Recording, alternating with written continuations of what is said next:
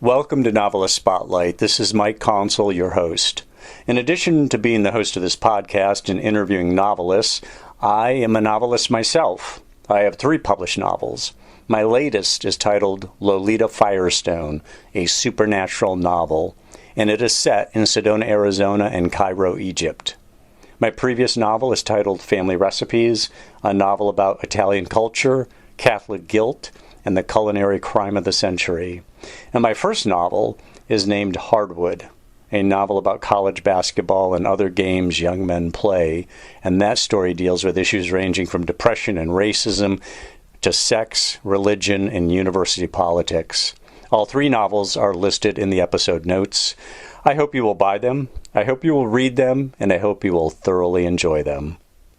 Now, on with our program. In the spotlight is Amy Young. After spending a decade in Los Angeles working in the entertainment industry and writing her debut novel, she decided it was time to return to her hometown, Cleveland, Ohio. She's working on her second novel right now. It's a thriller. She also teaches at the Lakewood Young Filmmakers Academy. She earned her bachelor's degree in English at Kenyon College. And her debut novel, The Water Tower, was slated for release on June 20. We're past that mark. Has it been released? First of all, Amy, welcome to the program. And has The Water Tower been released? Thank you. I'm happy to be here. And yes, it did come out on June 20th as planned. So we're rolling. How are you feeling about it? I feel really good. I've got some, stuff coming up. I've got virtual tours. I've got a book signing. So everything is going well. I mean, I have no real frame of reference because this is my debut, but seems to be going well so far. Now, you studied English, as I said, at Kenyon College. When you studied English, with what in mind? Did you have a specific career or goal in mind? Were you going to write novels, or were you learning English for a different purpose? I didn't have a specific goal in mind. I was very scattered when I was in college, and I chose English because Kenyon has a fantastic English program, first of all, but I've always been a big reader. And so picking a major that was a lot of just reading books really appealed to me. Talk about how you got involved in the acting business. Why acting? What got you going with that? So I started acting when I was very young. My parents enrolled me in classes at a local theater, and so I took classes, and then I did some plays in high school. And after I graduated from college, I didn't do any traditional theater in college. I danced though, so I participated in the modern dance shows that went on at Kenyon. And then after I graduated, I started taking another acting class because I missed it and I wanted it back in my life. And I just started getting cast in shows, and I kept taking classes, and it all eventually led me to moving out to Los Angeles and working there for a while. And then were you in Cleveland then? You were in Cleveland while you were getting I'm trying to think of what do they call the person who selects the actors? It's not to the director, but the casting director. Casting director, yeah. Were you being selected by a casting director in Cleveland to be in shows that were being filmed in LA? No, I didn't start acting. I mean, I did some commercial work in Cleveland with agents here, but I didn't start working on TV shows until I had moved out to Los Angeles and was being seen by casting directors there. I think that the industry is a lot different now because of the way that COVID changed everything. But back when I moved to LA in 2013, like you had to be there or they wouldn't consider bringing you on. What kind of acting did you do? Were you a comedic actress, or were you doing, was there any specialty, or were you taking roles that were available that obviously the casting director thought was in your wheelhouse? I did a lot of theater to start off. So they were theater shows, dramatic shows, comedic shows. My first, the show where I met my husband was Noel Coward's Hay Fever, which was a fun British farce. And so I did a lot of theater work in Cleveland. I continued doing theater work in Los Angeles. And the shows that I appeared on when I was working in the entertainment industry, I think they were all comedies. I don't think I did any dramas. Now, you met your husband. How did you know he was your husband? I mean, and just in terms of what attracted you to him, or him to you, if he stated that to you. It's so funny because when we first met doing the show, he was more experienced in the theater world than I was, and he had majored in theater in college, and he kind of like waltzed in and out of the auditions because he had been invited by the director, and I was like, who is this guy? Like, who does this guy think he is? And then we were paired as a couple in the show, and we just started kind of hanging out together, and I don't know, it just evolved from there. But I do remember telling a friend of mine all those years ago, because that was back in 2004, I think I met my husband. So I guess I did. How long was that? Right after you met him, you told somebody, I think I met my husband? It was close. I think that I had a feeling that he was the one. But he was haughty. You don't tell him that, you said? Yeah. Yeah. But he was haughty, is what you're saying. He was a little high-handed, and who's this guy? So you obviously got past that very quickly. Did you mistake? I mean, I've known people who I thought were standoffish until I met them, and then I realized they're just shy. Did your future husband act in a way? Did you misinterpret his behavior as arrogant or high-handed, only to find out it was something else?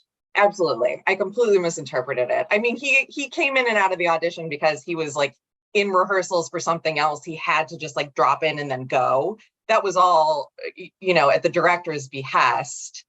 And I think that I just projected something onto him that, wasn't really there. He's the nicest man that you'll ever meet. He can talk anyone's ear off about anything. He's just very sweet. So I think that any negative connotations were mine.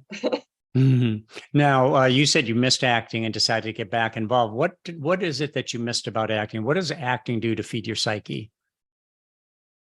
I really like being able to kind of put on someone else's skin for a little while and just take on whatever persona that is. I enjoy the research that goes into roles. I enjoy developing the character, especially when they're different from me. And I just really like being on stage. I like being able to evoke emotions in people that, come to see the shows. And I think that translates to writing as well. Now, I was going to ask the same things that appeal to you about acting. It sounds like writing, fiction writing also feeds. I mean, you can be whoever you want to be when you're fiction writing. In fact, you're going to be multiple characters. So do you feel that they're similar in that way? And is that part of the appeal of writing?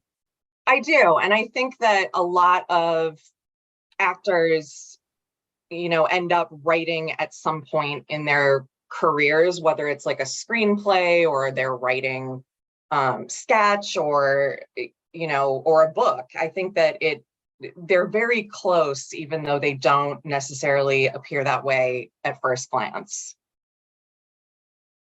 Now, do you feel that because you're in the entertainment industry, you've been in the entertainment industry, you're still in the entertainment industry, does that make you more focused on the imagery that appears in your writing? I think that I probably think more in terms of the way that a scene would appear cinematically than perhaps someone who wasn't as into film and TV as as I am. I don't know necessarily that I'm like any better at it than I would be if I wasn't, but I do think that there are certain emotions that I attach to different scenes, and I think about them in terms of like watching it on a screen. Now, do you write with cinematic intent? Do you write thinking, I'd like to see this on the silver screen? No, I mean, when I wrote The Water Tower, I was not thinking that way. And the book I'm currently working on, it didn't really cross my mind. I write mostly dialogue first, and then I go back and fill in the scenery, so that I guess I kind of focus on one thing at a time as I'm writing each draft. So it sounds like your books are probably fairly dialogue heavy. Yes, they are. Okay. Now, talk about The Water Tower. That's the novel that's just been released. You're working on the second one, which is a thriller. The Water Tower. Tell our listeners just basically the essentials they need to know about The Water Tower that might just draw them in, and without giving anything away. Sure. So The Water Tower the first chapter starts with a death. There's a girl, she's up on the water tower, which, aptly named, and she dies. And it's unclear how she dies, why she dies. And my protagonist is named Josie Ashbury, and she has returned to her Ohio hometown after being in Los Angeles. She was an actress. She was extremely successful, more successful than I ever was. And she had a breakdown. So she returns to her hometown and ends up with a position teaching a couple of acting classes at the high school. She was, kind of drafted into it by an old teacher. And the girl was one of her students. And so she decides that she needs to know what happened to this girl. And there are other things that occur that kind of make it so that she really needs to be the one that's going to solve the case. I guess I think that's all I can say without giving too much away. Now, you decided to start writing. Why? You do stand-up comedy, which I want to talk to you about in a little bit, which is immediate instant gratification. Having a live audience, and they hopefully laughing, belly laughter. And if you do any stage acting, there's immediate gratification. Or for that matter, acting, even if it's for a show and they're filming, you're with a team of people. Novel writing is solitary. You're in a room. Presumably you're in a room or a coffee house by yourself, steeped in your own thoughts and trying to bring to life scenes, characters, dialogue, and so on. So back to the original question, which is, why did you make the decision that you wanted to start doing fiction writing? I think the decision came from meeting another novelist. I had a friend in Los Angeles. She was also an actress. We met doing a play, and she was a romance novelist. And she had all these books available on Amazon, and she was also a comedy writer. I mean, she was so well-rounded, and I thought, wow, that must be really interesting to have all of those aspects of art, of like going on in your life. And I thought, I wonder if I could do that. But I knew I didn't want to write romance, because that's not my genre. But I would refer to myself as an extroverted introvert. So I like being by myself. I'm comfortable by myself. So the writing aspect of it kind of came naturally to me, because I work best alone. So I just started writing the book, and the rest of it just kind of came to me as I went. Now, talk about that first novel. How long did you find it to be a struggle? How long did it take you? Most people, when they start fiction writing, are really surprised by how difficult it is. It is so difficult. I mean, my nephew is 15 and he keeps asking me, how do you write a book? I have all these ideas. I can't get them down on the page. And I said, that's the trick. You have to be able to get it down on the page. And I walked away from the book many times. I started, I think it was 2014 or 2015 when I started it, and I would start and stop and do other things and work on other stuff and then pick it up again and put it back down. And then I finally finished a draft in 2019, I think. And the pandemic was really what drove me to finish it once and for all. I found myself unemployed. I had a lot of time on my hands, and I thought, I am going to turn the lemons of this into lemonade, and I am going to put all my effort into getting a finished draft of this book done. And I did. I pushed myself as much as I could to do that. But yeah, it's not easy. I think once you do it once, then it gets a little easier.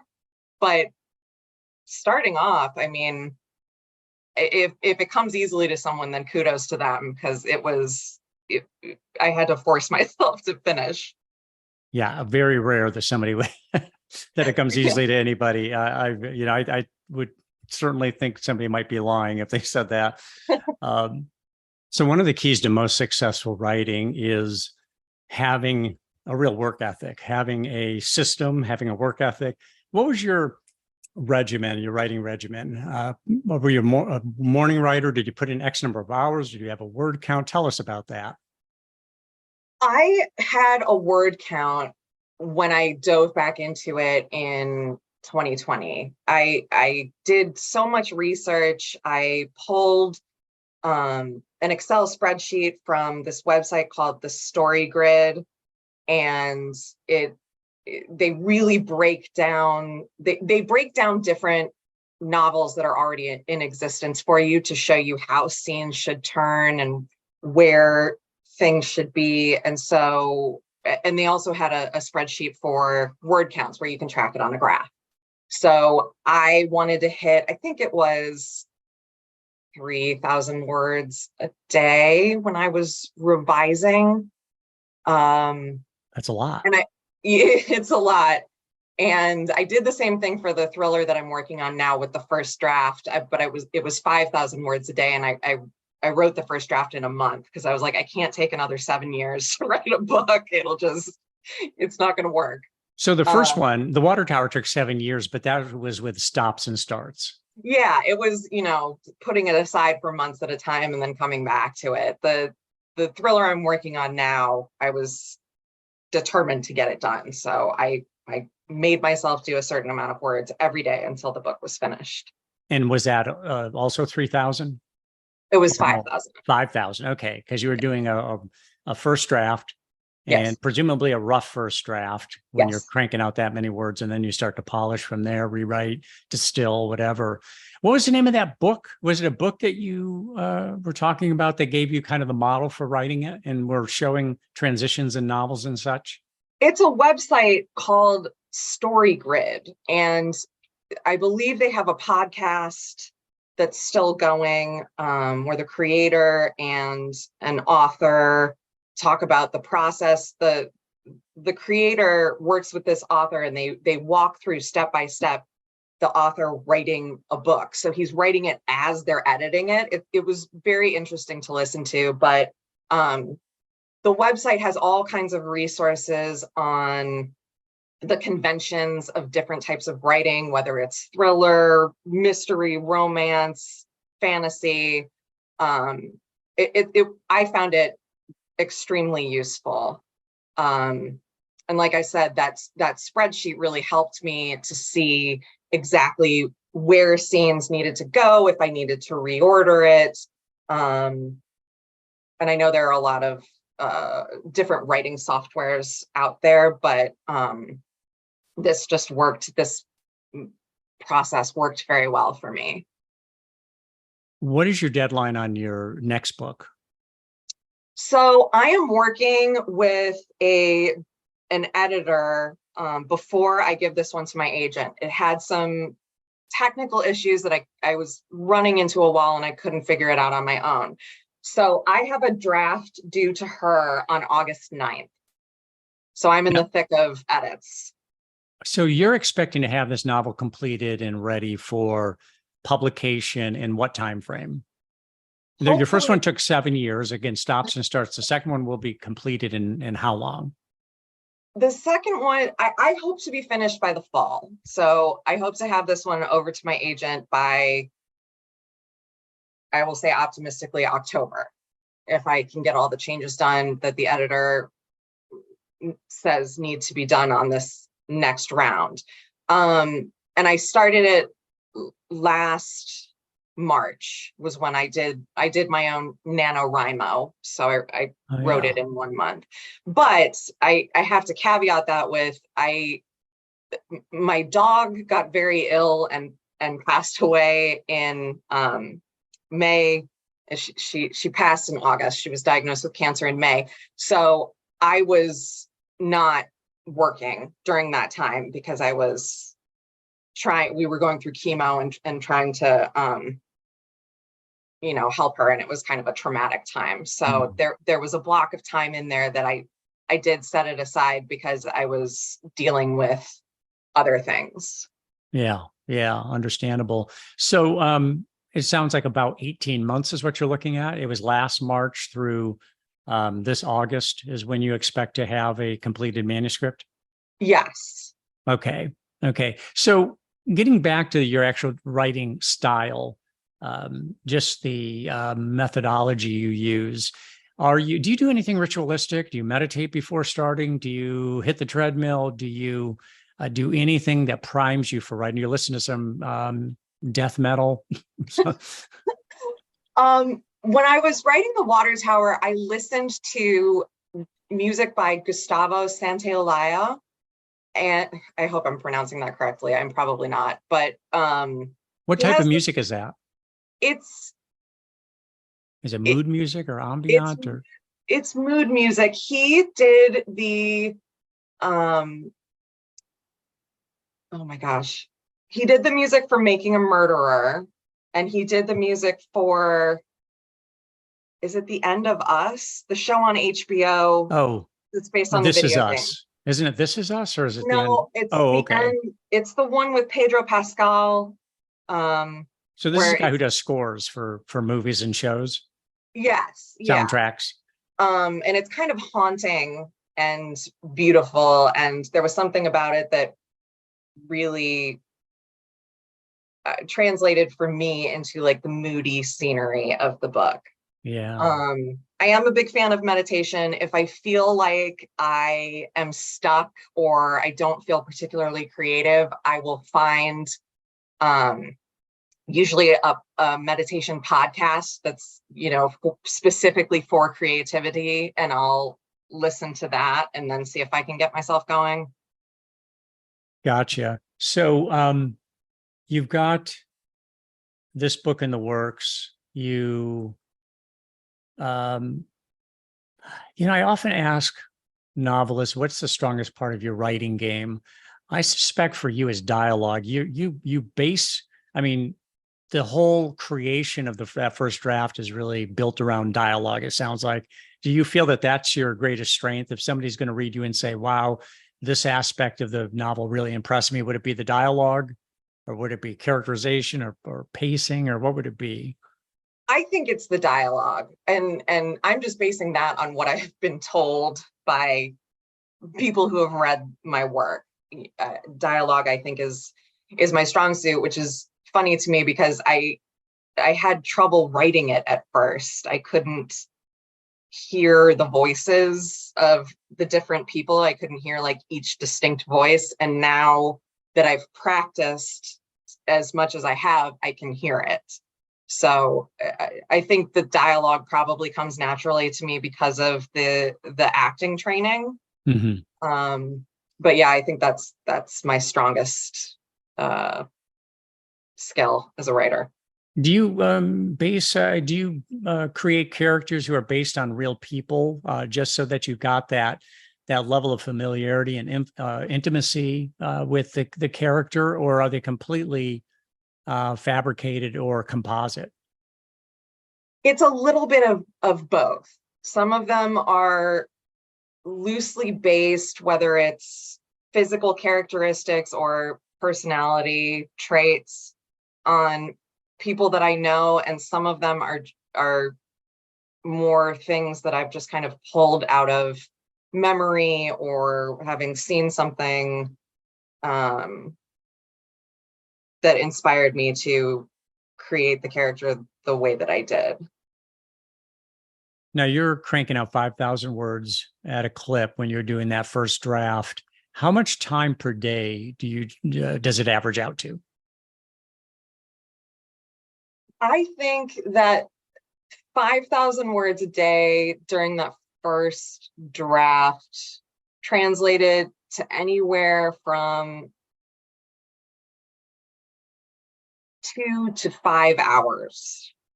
2 to 5 hours. Yeah, that's quite a spread of time, but you are dealing with a lot of words. Yeah, it just depended on how much time I had that day and how easily the writing was coming to me. You know, there are some days when you just sit down and you're like, the last thing you want to do is write. And it's hard to get going on those days. But I think that between 2 and 5 is a fair assessment. Now, let me ask you, do you have those days where you really don't feel like writing and you just say, look, I'm going to waste my time if I sit down and try to do this, and I'm just going to depress myself, or I'm going to punch holes in my self-esteem, so I'm just not going to write today? Or do you just decide that I'm going to write because my brain's always going to tell me that you don't feel like writing, because that's what the brain does. It wants to procrastinate. It doesn't want to do anything that's painful or difficult. Yeah, it depends on the day. Yesterday, I had a day where I did not feel like writing, and everything that I put down on paper felt like garbage, but I made myself write anyway because I'm up against a deadline. If I'm not up against a deadline and I can afford to, then yes, sometimes I will just say, you know what? It's not happening today. Let's go work on something else or do something else. Sometimes I'll switch and I'll write some comedy if I'm not really feeling what's happening with the mysteries, and that works. So it just depends on my mood. What happens when you blow a deadline? Is you're working right now with an editor prepping the manuscript for your agent. So if you blow that deadline, or if you've blown a deadline in the past, what's the penalty? Do you just get phone calls and get excoriated? Or is it more, hey, a week later, you get the call, hey, where's that manuscript? Or have you never missed a deadline?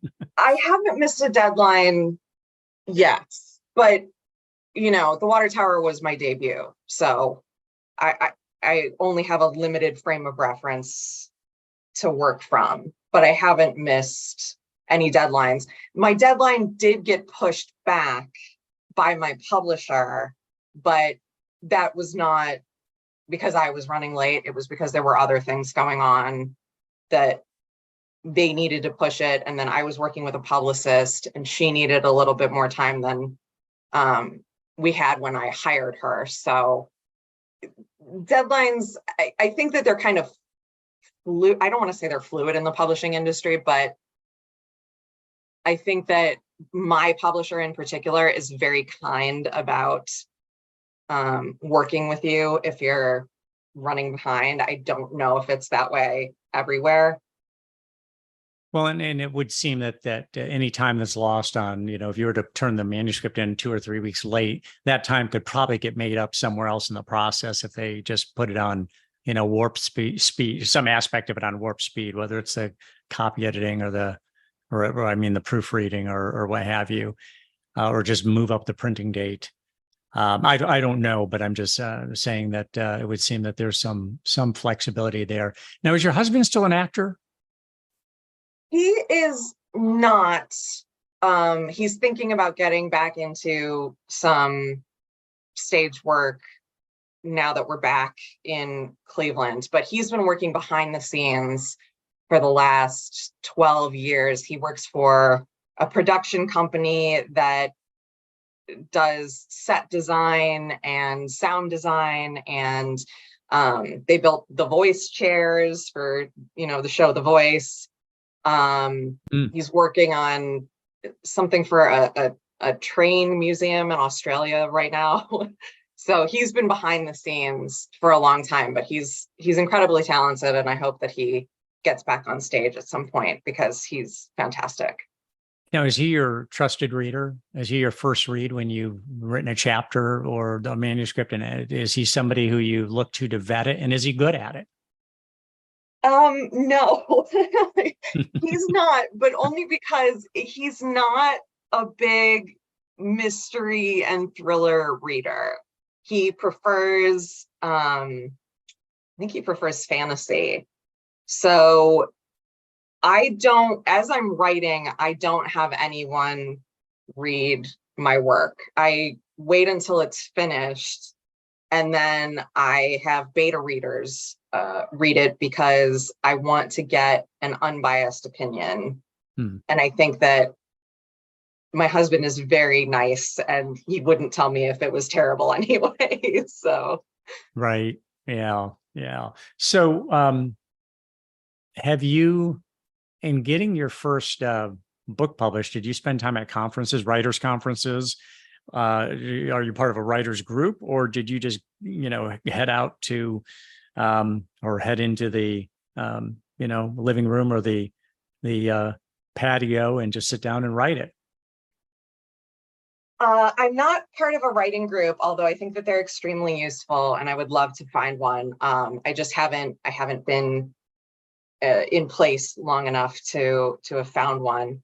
I did go to a writing conference in March of this year. I went to Left Coast Crime, and I had a great time. I met other writers. I got to sit on a panel. I met readers, but my book wasn't out yet, so I wasn't able to really sell it. I mean, I brought some bookmarks, but my book wasn't available there. But it was a great time, and I think I'll probably go next year.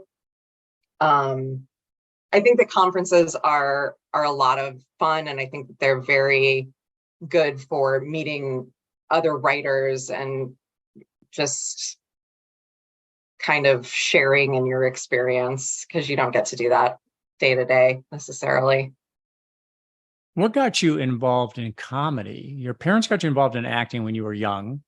Was comedy something that happened early in life, or did you pick that up later on? I picked it up later on. I took a class in 2019. I decided that I wanted to try stand-up. There are a lot of stand-up comedians in LA, and it looked like fun. So I took a class, and I really liked it. And I started doing it a lot. Over the course of the pandemic, comedy went to Zoom.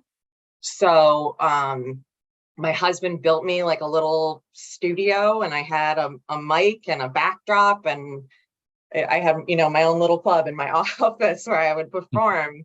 But Zoom comedy allowed me to meet comedians all over the US. So it was really cool, because I don't think I would have met any of those people, or I wouldn't have met a lot of them if it had not been for the pandemic, which is wild. What kind of comedy do you do? I mean, would you liken yourself to anybody? Do you do dirty comedy? Do you do a particular style of comedy? Like Jim Gaffigan, it's all about being a father and a parent. He does a lot of that kind of stuff. What's your subject matter? My subject matter, I think it's observational comedy is what you would call it. It's kind of all over the place, but I don't do a lot of dirty bits. I don't even think I have any.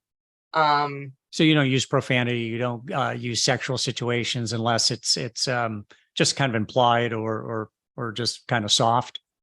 Yeah, I mean, sometimes I'll use profanity just because that's the way that I speak, but I wouldn't classify it as blue necessarily, which is, what they call dirty comedy. There's not a lot of sexual situations. I talk about my family. I make fun of myself a lot because I think that my life, life is ridiculous. And I think that if you can find the humor in it, then it becomes a lot less difficult. Yes. Yeah. The absurdity of life for sure. So do you have a comedian who is your favorite, whether living or somebody who has entered immortality, so to speak? Yeah, I really like Chad Daniels very much. And I like Tom Segura. Kelsey Cook is another great one. She's kind of newer to me, but she's really good. Whitney Cummings, I think that she's absolutely hilarious. I love Jim Gaffigan. Yeah, there's so many good ones out there. Let me ask you about stepping out on stage. It has to be, if you're a typical human being, highly stressful because you've got these people sitting there and you're expected to make them laugh.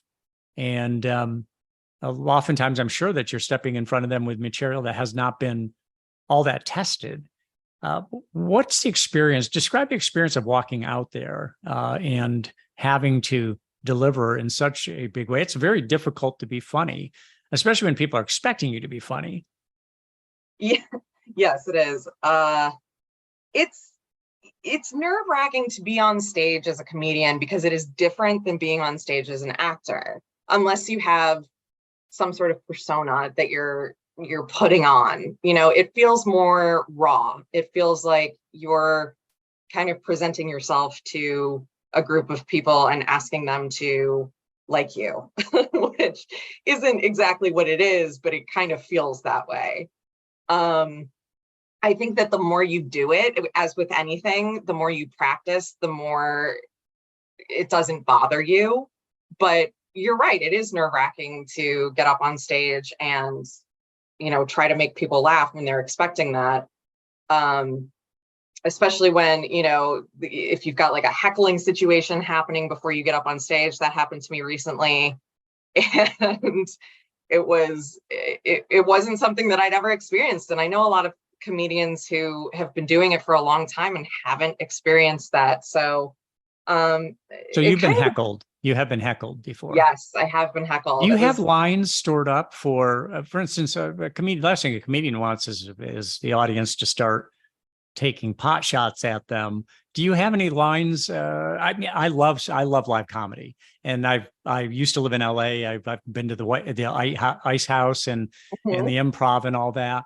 And it seems that a lot of the comedians come prepared for, the disruptive audience member, and they've got their lines down and they kind of put them in their place real quick.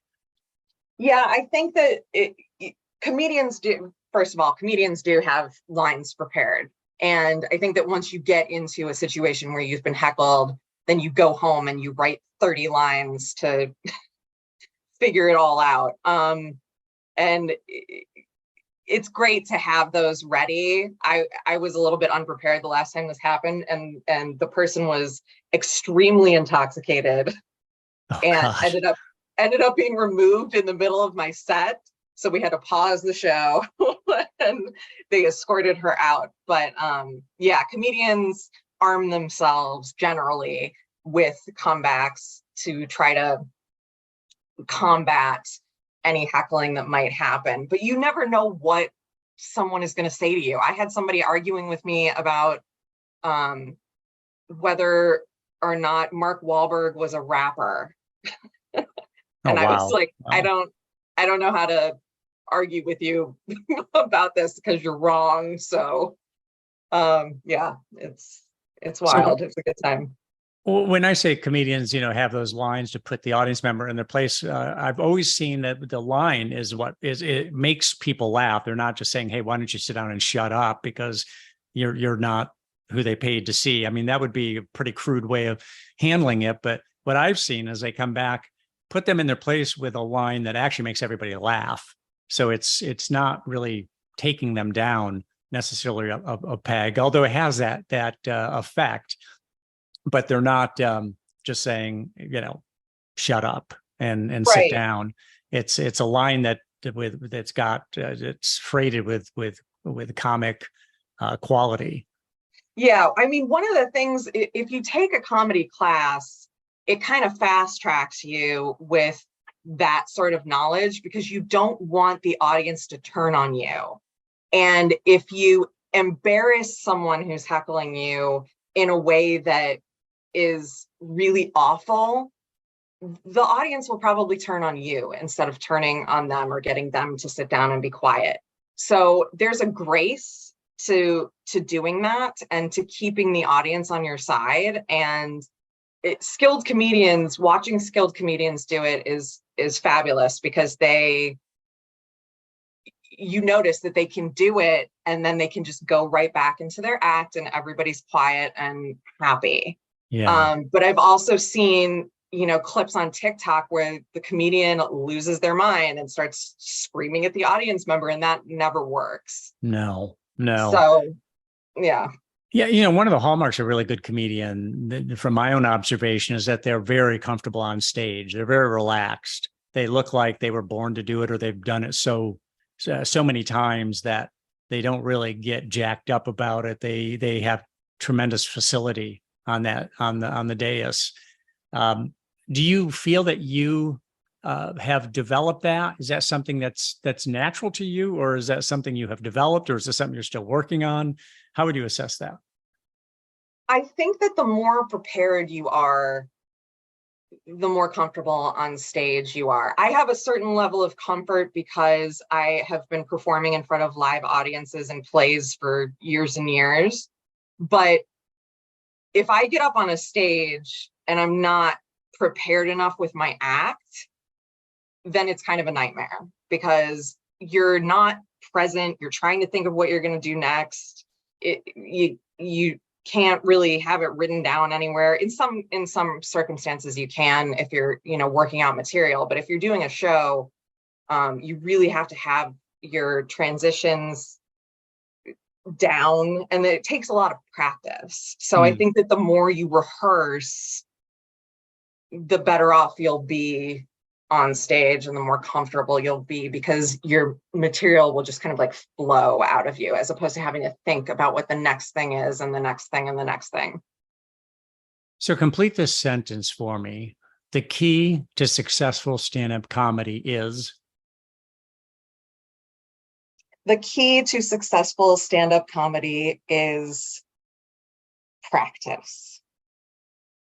Do you write your own jokes? Do you sometimes have people who supply you with material? How does your material come into being? I write all my own material. I think that you have to get to like a certain level to have other people write for you. Right. But I've worked with coaches to help me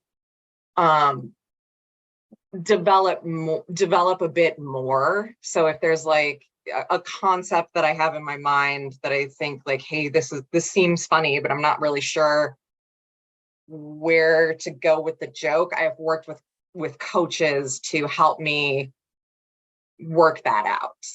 So that's very useful, as are writing groups with comedy. There's a lot of comedians are part of writing groups where they'll all get together. You do your act for the group, and then everybody gives you feedback and tags and whatever ways to improve on the material, and that can be kind of life-changing. Does your comedy serve your novel writing at all? Do you feel that doing the stand-up comedy has enhanced your writing, or are they really just two completely different things? And do you try to introduce anything comedic into your novels as well? For me, I think they're kind of siloed. I don't think that they necessarily cross over with each other.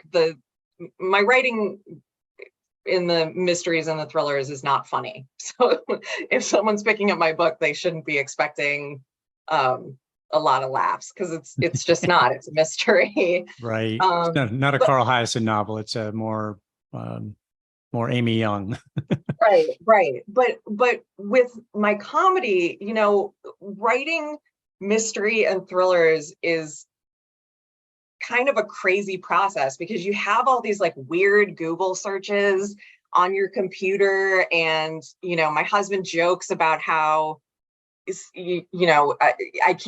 I'm very clumsy. He's like, you can't fall down the stairs because somebody's going to think that I murdered you. Or he jokes that, I know so many different ways to kill him. And it's just, those things will kind of make their way into my act.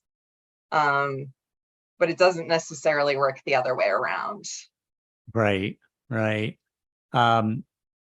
Now, have you teach the English? Have you been an English instructor as well? I have not been an English instructor, but I did spend a year with Great Lakes Theater Festival teaching mostly Shakespeare. We did 1-week residencies at schools around the Northeast Ohio area. So I did that for a year, which was extremely hard work. Teachers, I don't know how teachers do it. They're amazing. But that was a really cool experience. Now, you teach, as I said at the top, at the Lakewood Young Filmmakers Academy. What do you teach, and how do you teach? Are you teaching acting, and whatever you're teaching, how do you go about it?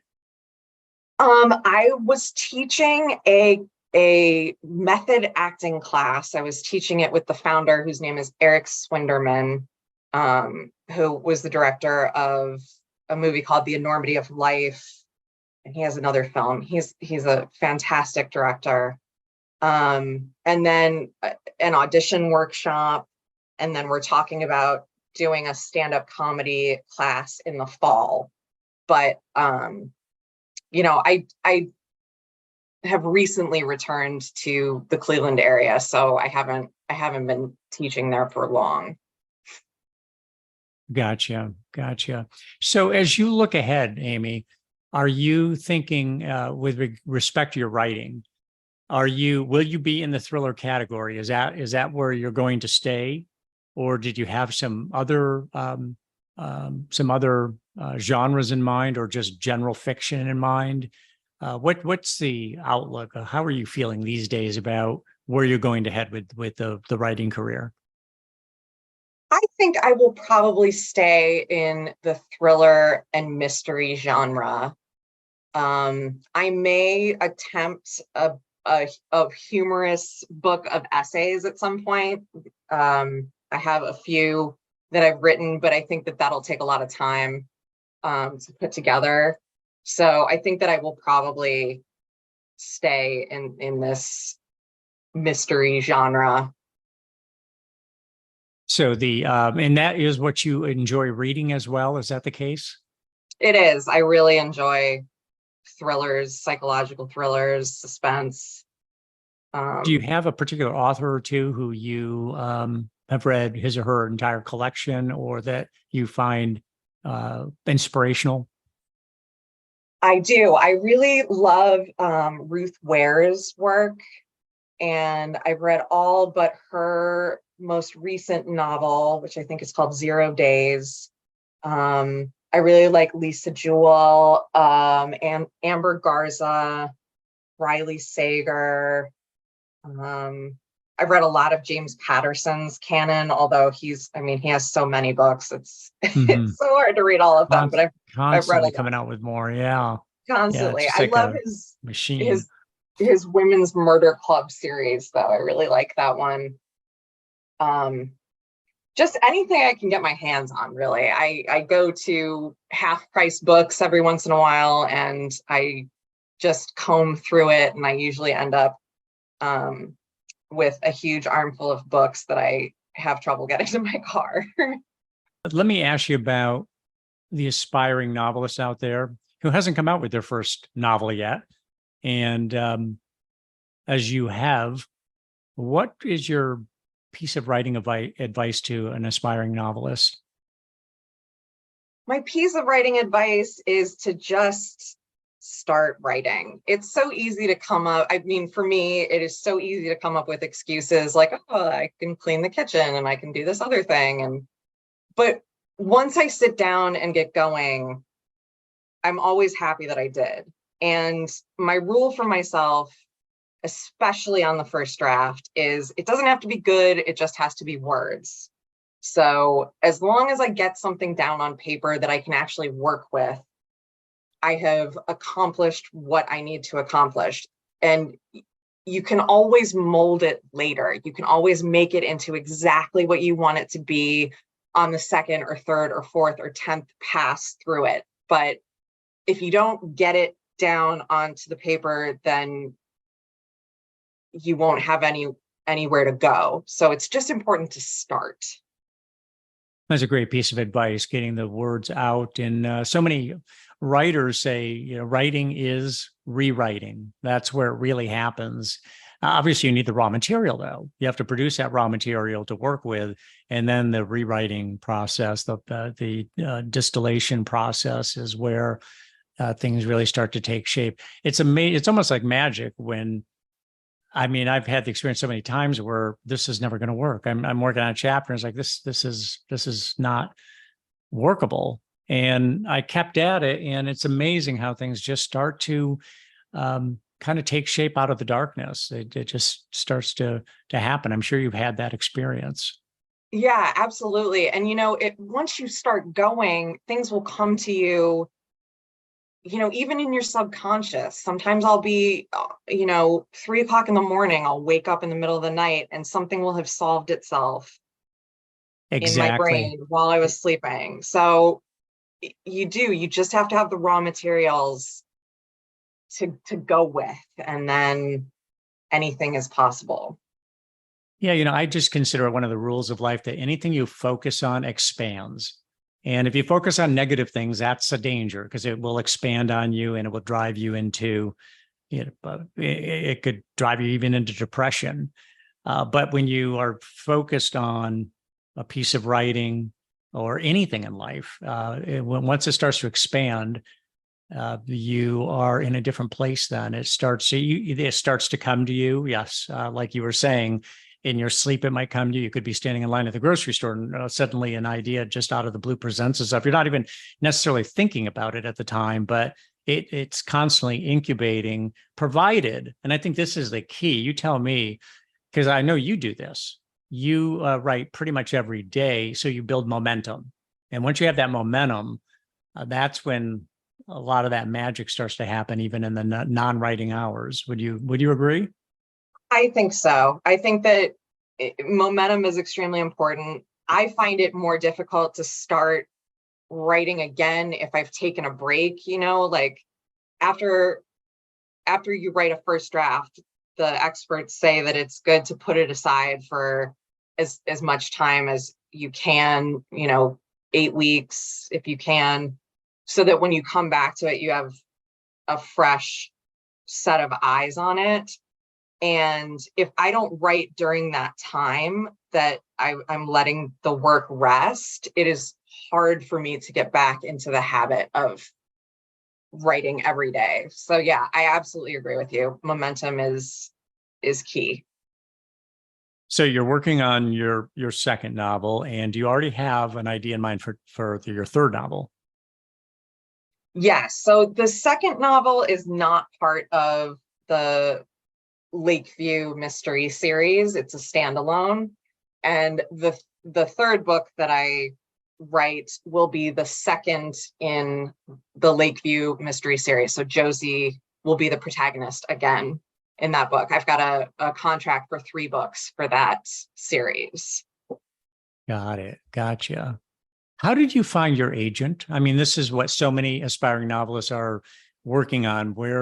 How do I find an agent? There's so much competition for it these days. How did you find your first one? Was it kind of standard that where you sent in some sample pages with a query letter and you got a reply? I found my agent during PitMad. I don't know if you remember PitMad. It went on Twitter, and they don't do it anymore, which is a shame, and I'm not sure why. But there were 4 days during the year, like every 3 months, there would be a day where you could go on Twitter, you pitch your book in a tweet, and agents would go on there. Agents who were participating in the program would go on there, and if they liked your tweet, then you could go to their page and send them whatever their requirements were. But it was a way to kind of get noticed by agents without having to individually query every single one. So it was a great way to just kind of like work in a batch. And that is how I found my agent, Cindy, who was amazing. But I think that there's a lot of rejection that goes on in the industry as far as when you're trying to find your first agent. I think that a lot of people get discouraged, and you just have to keep going, because even when one person says no, it doesn't mean that it's necessarily the work. It just means that it's not their cup of tea, but it might be the next person. So it's just, you have to keep powering through if you're getting told no. Exactly. Well, Amy Young, congratulations on the first novel. Good luck with your second and third. Really appreciate you taking the time to come on the program. Thank you so much for having me, Mike.